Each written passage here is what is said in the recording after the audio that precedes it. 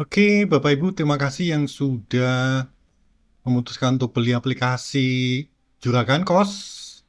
Nah, saya akan berikan tutorial cara menggunakannya ya, Bapak Ibu ya. Yang pertama kali, Bapak Ibu bisa login dengan posisi seperti ini ya. Ketika diakses setelah berhasil install sesuai dengan petunjuknya itu, masukkan aja sesuai dengan uh, penjelasan di bawah ini ya. Jadi emailnya admin@kos.com ya.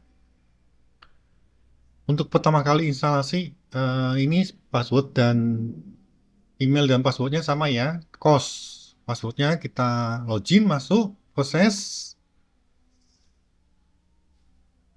Nah, setelah berhasil, maka akan muncul tampilan seperti ini di dashboardnya ya, Bapak Ibu ya. Kemudian yang pertama kali kita akan lihat adalah fitur dari setelan dulu Bapak Ibu. Ini ada ringkasan ya, penghasilan, pemasukan, pengeluaran ya. Ini karena udah ada datanya, jadi ada angkanya Bapak Ibu. Kita akan ke setting dulu. Yang pertama itu yang di paling atas tuh pengaturannya itu ada nama kos. Ini namanya kos happy contohnya gitu ya. Kemudian template WA. Template WA ini untuk mengirim tagihan ke penghuni kos yang belum bayar. Formatnya seperti ini ya. Hello, nama, tagihan, kamar berapa, sebesar, berapa nominalnya, jatuh tempo, tanggal berapa, mohon segera melakukan pembayaran. Terima kasih. Ini template-nya bisa Bapak Ibu rubah sesuai dengan keinginan Bapak Ibu. Tapi ini menurut saya udah cukup bagus. Nggak perlu diubah lagi. Nanti kalau diklik WA-nya ketika tagihan akan formatnya seperti ini Bapak Ibu. Nanti nominalnya berubah, kemudian namanya berubah ya. Nah, kemudian untuk yang kategori pengeluaran, ini itu tergantung dari jenis-jenis pengeluaran yang Bapak Ibu lakukan. Ini Bapak Ibu bisa atur, tinggal dibagi dengan koma aja. Misalnya penjaga kos, koma listrik, air, koma kebersihan, keamanan, koma gitu ya. Nah, koma ini nanti akan membedakan jenis pengeluaran yang akan diinput Bapak Ibu. Nanti ketika input pengeluaran, itu akan keluar pilihan. Nah, pilihannya itu di sini settingnya. Nanti kita akan praktek langsung ya, input pengeluaran ya. Ini Bapak Ibu bisa ganti ya. Contohnya, ini kita ganti misalnya tadi ada tambahan misalnya keamanan RT misalnya, koma gitu ya. Sumbangan RT misalnya ya, koma gitu ya. Oh, koma lain-lain ya. Atau misalnya kita mau ganti penjaga kos ini, misalnya kita ganti eh, penjaga kos ini gaji ya, gaji penjaga kos itu ya. Terus listrik dan air misalnya kita mau pisah nih. Jadi gaji penjaga kos, koma, terus listrik, koma, terus air mungkin, air PDAM, koma gitu. Jadi lebih terperinci ya, pengeluarannya masing-masing gitu Bapak Ibu ya. Jadi inputnya sendiri-sendiri. Listrik berapa, air PDAM berapa itu. Jadi ini pemisahnya koma. Nanti waktu input pengeluaran akan otomatis pilihannya sebanyak ini Bapak Ibu. Ya, jenis-jenisnya seperti ini pengeluarannya. Oke. Nah, yang di bawah juga sama Bapak Ibu ya. Untuk nama kamar itu nah, Bapak Ibu tinggal pisahkan dengan koma juga. Kamar A, kamar B, kamar C itu pisahkan dengan koma. Nanti pilihannya akan muncul otomatis sesuai dengan kamar yang disebutkan di sini. Kamar A, kamar B, kamar C, kamar D. Ini saya kasih contoh pakai ini ya, pakai apa? A sampai Z nih, A sampai Z ya. Jadi sama persis dengan kategori pengeluaran. Cara inputnya ya. Setelah ini selesai, nanti Bapak Ibu tinggal simpan ya. Simpan pengaturan. Setelah itu akan keluar pesan setelan tersimpan ya. Ini sudah selesai disimpan.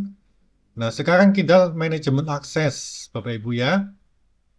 Manajemen akses ini Bapak Ibu bisa tambahkan timnya siapa yang bisa akses sebagai admin atau Bapak Ibu bisa ganti.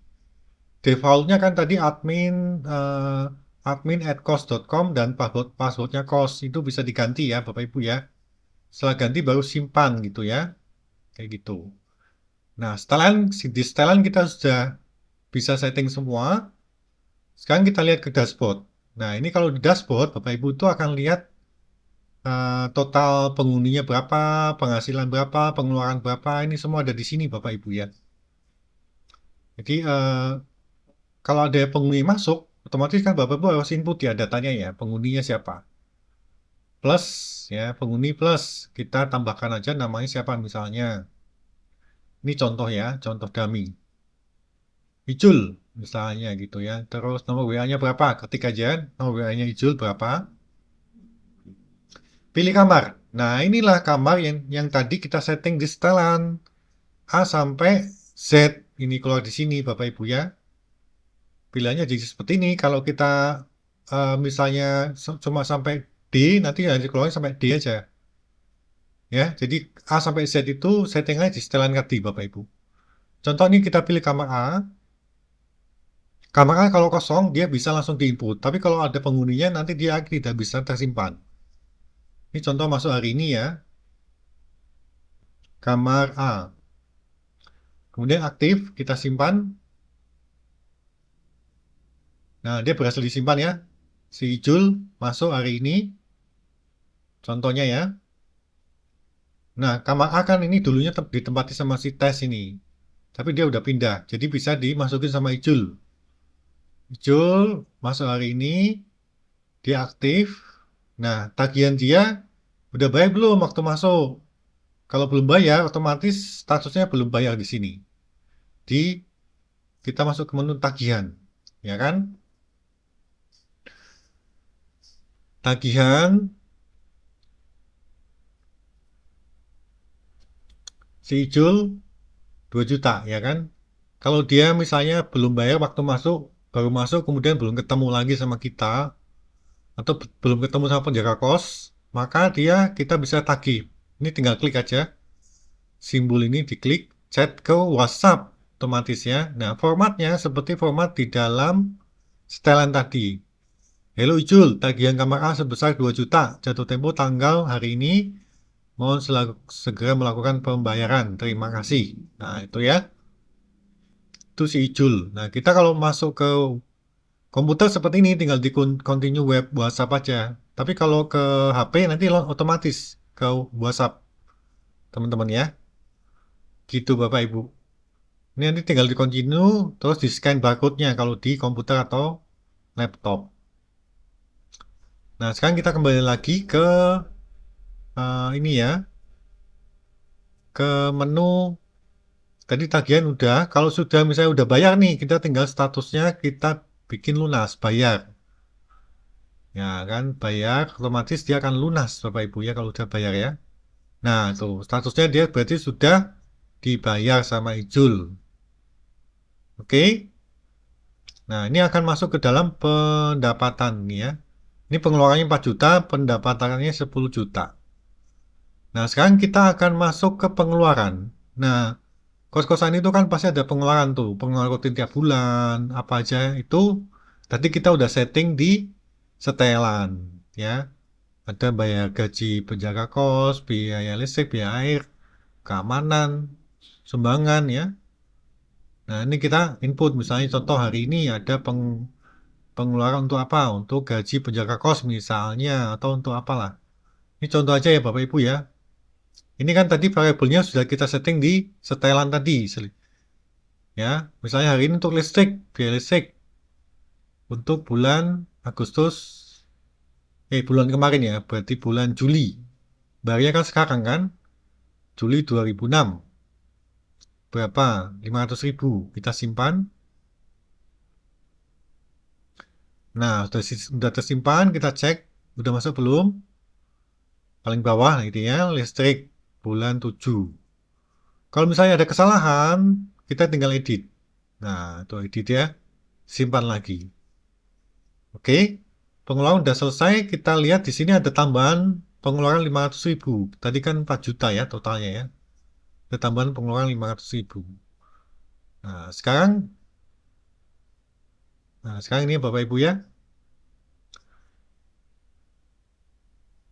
Sudah semua pengeluaran eh, anak kos masuk ya, sudah semua ya Bapak Ibu ya.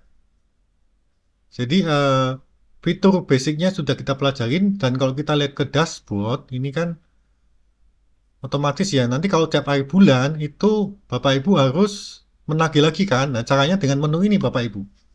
Ada menu buat tagihan bulanan. Nah, itu dia otomatis akan mengenerate tagihan anak-anak kos di bulan berikutnya, bulan berjalan. Kalau bulan ini kan belum ada, nanti bulan depan Bapak Ibu bisa klik tombol itu untuk melakukan penagihan ulang supaya muncul di sini tagihan-tagihan anak kos yang masih menempati kamarnya, ya. Caranya dengan tadi ya, generate itu buat tagihan bulanan di bulan berikutnya, tapi ya dilakukannya. Nah, seperti itu Bapak Ibu caranya supaya uh, terupdate. Saya rasa seperti itu untuk pemakaian uh, aplikasi juragan kos. Jika Bapak Ibu ada kendala atau pertanyaan, boleh nanti kirim WA atau email Bapak Ibu ya. Terima kasih.